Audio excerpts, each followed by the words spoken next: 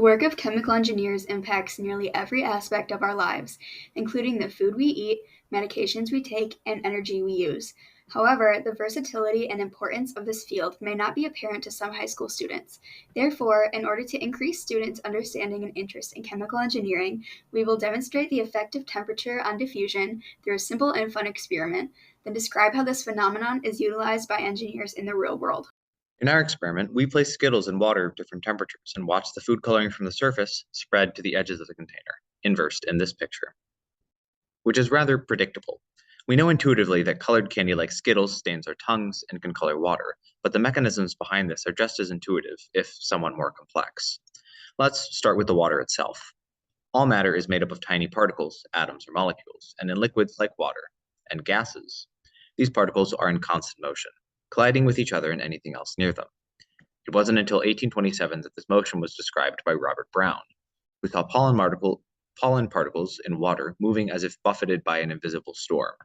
Later scientists named this phenomenon Brownian motion after him.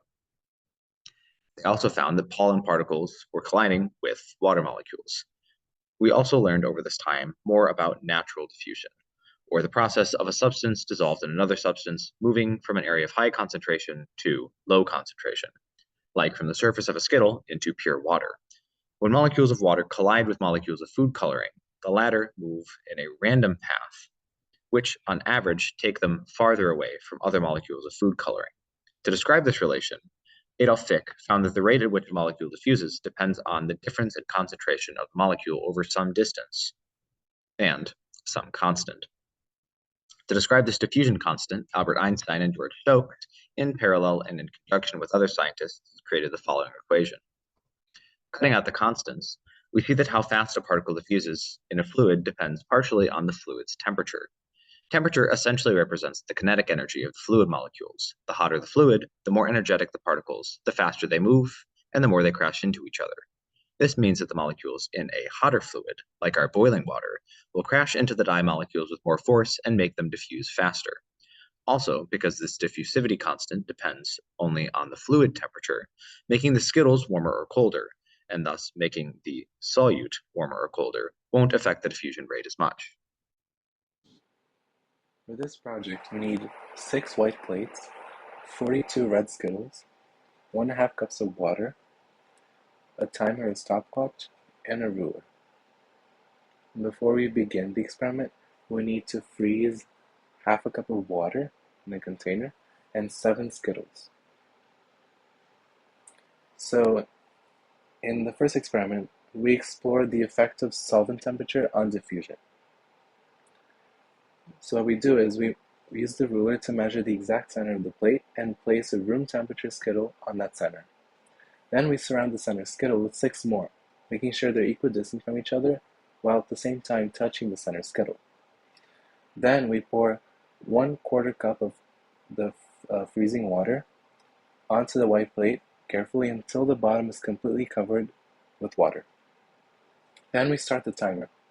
We'll start to see the red dye diffusing out from the Skittles towards the edge of the plate.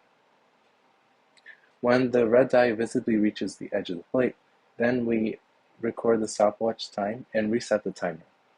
And we repeat this whole procedure with water that is kept at room temperature and water that is brought to near its boiling point, but not quite, recording the time necessary to reach the edge. In the second experiment, we explore the effect of solute temperature on diffusion. So this one is almost identical to experiment number 1. The only difference is that instead of using varying temperature water, we use only room temperature water. What we use different is varying temperature solute, which is a Skittle. So we're going to use frozen Skittles, room temperature Skittles, and Skittles that have been melted in the microwave. That's the only difference. In order to maintain accuracy and reproducibility in our experiments, we used the exact same amount of Skittles for our experiment, which was 7. We used a measuring cup to make sure we had a 1/4 cup of water each time. We also used identical plates, and a ruler was used to measure the exact center of the plate each time we placed the Skittles, to make sure they were all in the same spot.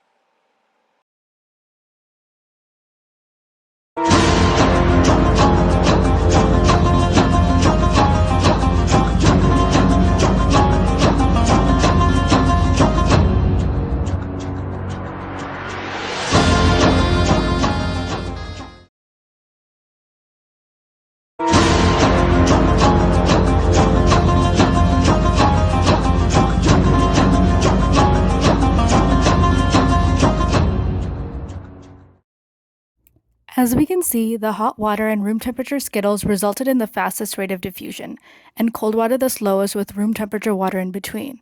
On the other hand, the varying temperature of Skittles and room temperature water did not have significant differences in diffusion time.